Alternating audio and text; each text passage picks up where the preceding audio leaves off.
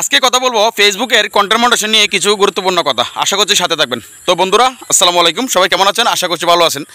তো ফেসবুকের আপডেট সম্বন্ধে নিয়ে এখন আর কোনো ভিডিও বানাই না, কোনো গাইডলাইন সম্বন্ধে কিছু বলি না। তার কারণ হচ্ছে ফেসবুক যেই ক্যাটাগরিতে আগাচ্ছে, যেভাবে সেট আপ দিচ্ছে, যেভাবে মডারেশন দিচ্ছে, ফেসবুক গাইডলাইনের ভিতরে কিছুই নেই।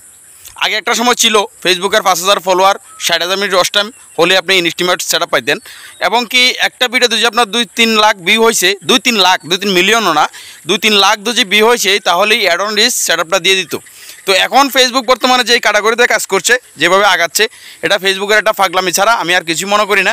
তো আমার মতো যারা আছে, যারা 2 লাখ প্লাস, 3 লাখ, 4 লাখ, 5 লাখ ফলোয়ার নিয়ে বসে আছে, যেমন আমার সাব্বির ভাই 60,000, রতনদার প্রায় 1 লক্ষ কাছাকাছি, শিমুল ভাই আছে 40,000 কাছাকাছি, যারা আছে এই সমস্ত ফেসগুলোতে মনিটাইজেশন দেওয়ার কোনো খবর নেই।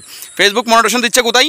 ফেসবুক মনিটাইজেশন দিচ্ছে যাদের 1000, 1200, 1500, 500 ফলোয়ার আছে, বা 100, 150, 200 ভিউ আছে, সেই সমস্ত ফেসগুলোতে ফেসবুক গত 4 মাস পর, 5 মাস পরে মনিটাইজেশন শুরু করছে। রমজান থেকে শুরু করছে, এর আগে টুকটাক দিয়েছে কিছু।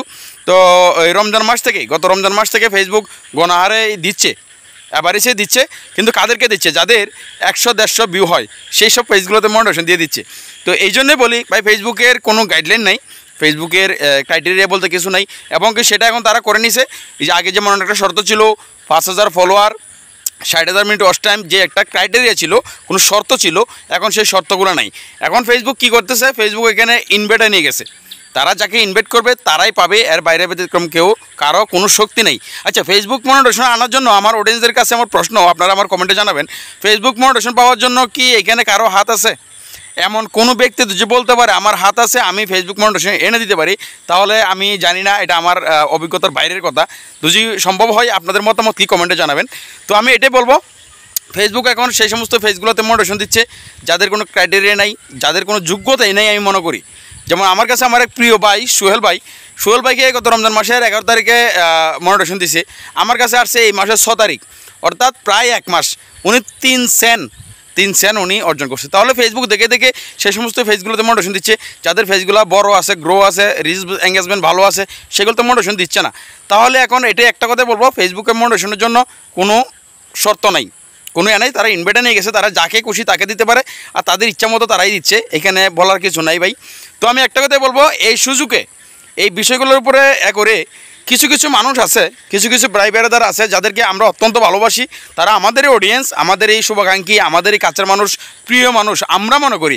বাট তাদের বিহেভগুলোতে দেখলে মনে হয় তারা এই সুযোগে শিমুল ভাই, সাব্বির ভাই, বাচ্চু ভাই যারা আছে, তাদের মাঝে একটা বিশাল একটা সুযোগ সুবিধা নেওয়ার চেষ্টা করছে। এবং কি তাদের যে ভিডিওগুলো, তাদের যে লাইভগুলোতে যাইলে মনে হয় তারা বিশাল সেলিব্রিটি হয়ে গেছে, তারা অনেক অভিজ্ঞসম্মত লোক। তারা বলে ফেসবুকের গাইডলাইন মেনে কাজ করে মনিটাইজেশন পাইছি।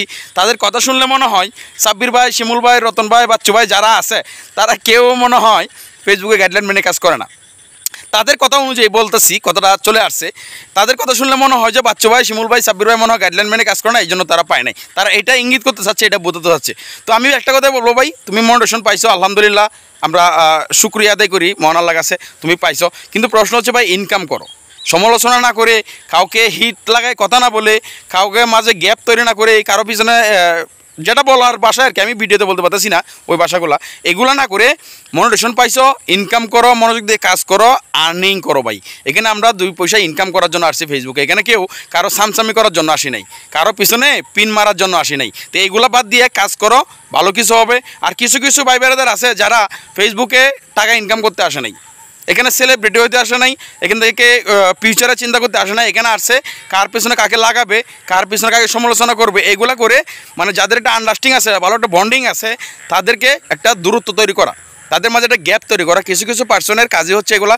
তো যাই হোক, আমি ওই প্রসঙ্গে যাচ্ছি না, সবার উদ্দেশ্যে একটা কথাই বলবো ভাই, যারা মনিটাইজেশন পাইছেন মনোযোগ দিয়ে কাজ করেন, ভালো কিছু হবে ইনশাল্লাহ। আর যারা এখনও পান নাই, ধৈর্য ধরেন, আমার মতো হতভাগা যারা আছেন, ধৈর্য ধরেন, ইনশাল্লাহ ভালো কিছু হবে। তো সকলে ভালো থাকবেন, সুস্থ থাকবেন, আসসালামু আলাইকুম।